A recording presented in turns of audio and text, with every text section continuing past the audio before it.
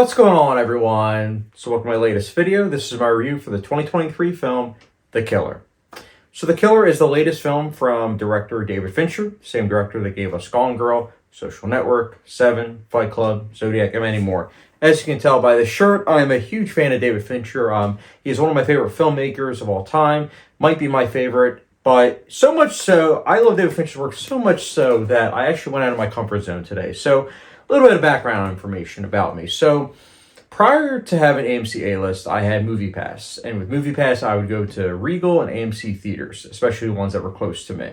However, when MoviePass dissipated, I got AMC A-List, and from then onwards, I only saw movies that were at AMC theaters, specifically my local one. And that was not only just for convenience, but also because I'm spending $22 a month. So I'm like, that's what I'm going to see. I'm going to see movies there. Any other movies? Nope. I'm just going to wait till streaming or physical media. So I'm saying all this because when I heard that The Killer was going to be a Netflix film, I knew that it was going to be outside of the vicinity of AMC theaters and Regal theaters too, because unfortunately Netflix and Regal and AMC theaters, they just don't go hand in hand. Unfortunately, they just haven't broken a deal, so they don't usually play. Knives Out, A Glass Onion, that was the exception, but all the other Netflix movies do not play there. So I said to myself, you know what? I'm going to go out of my comfort zone, and I'm actually going to go to an independent theater. So I went to one today, and honestly, it was a great experience. Like, I thought it was really nice. I liked the theater itself, the old-fashioned seats. Just overall, though, the atmosphere, too, because there was, like, I would say 30 or so people that were in the theater, and they were all quiet. They were all really, really interested in the film. And I got to say, watching The Killer in theaters, that is the way to go. It is 100% the way that needs to be seen, because this is a great film. That being said, it is not going to be for everyone. Not at all. One of the big things that I couldn't help but think about while I'm watching this film is how sterile this film is. And by that, I mean that the lead character is intentionally trying to be emotionally distant, not only from others, but us as viewers. He's narrating the story, yes, but that is more so for himself and trying to get into that mindset of, hey, you got to be emotionally distant from everything. This is what you got to do in order to get the job done. This is how it gets done. So it's very interesting to see that approach. And speaking of the narration, I have to say, I absolutely loved the narration in the film. A lot of dark humor is implemented through that usage, but I also think symbolically the narration works really well. The lead character narrates when he is confident, so much so to where he feels as though he is able to narrate and talk to himself. But when things get hectic and things are really crazy, that is when he himself is not narrating. And that's when he has to be super focused and at the same time has to implement his rules that he gives to himself.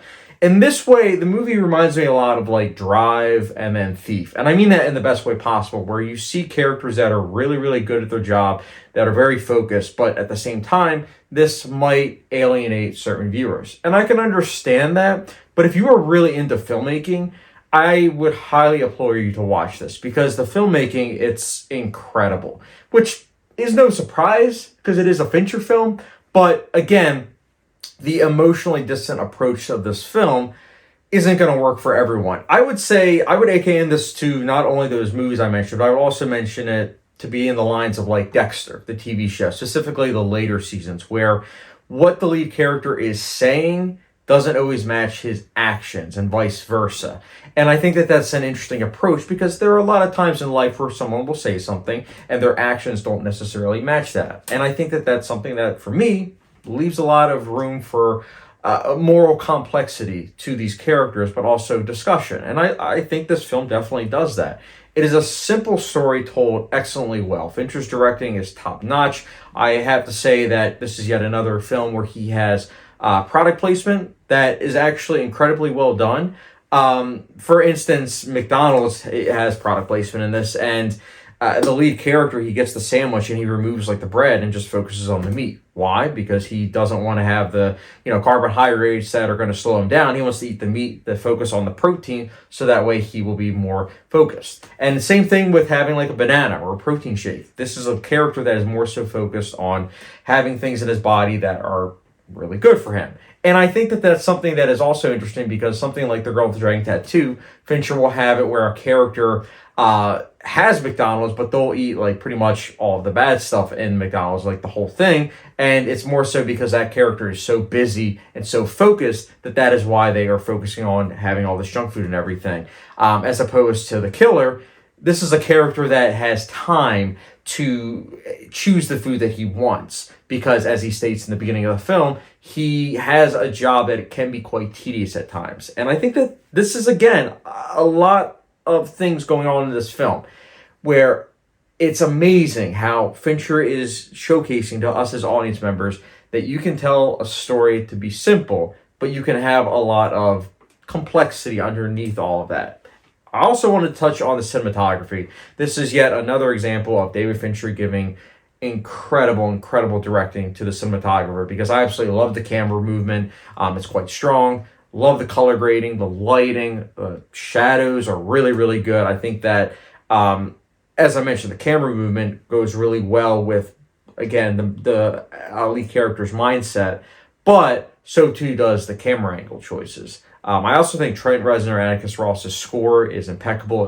It really melds well with the imagery. The soundtrack is also something that surprised me. I was not expecting the soundtrack choices, but they worked well with the dark humor and the narration, I think. And I also think the editing is razor sharp. It is a movie that is very meticulous in all aspects. The ending is not going to necessarily work for everyone, but for me, I think that it was something that made sense and was a full circle moment, because it ties in really well with the opening scene, I think, personally. So overall, I loved The Killer. I am so glad that I got to see this in theaters, and I would highly implore you as audience members to check this out in theaters, especially film buffs. I think this might be a film that is going to gear more towards film buffs, but I will be curious to hear casual audience members as well. I do hope that this film finds an audience. It is going to be on Netflix. I think it's November 10th, so very curious to hear your guys' thoughts. And for me, The Killer, I'm personally going to be giving it a...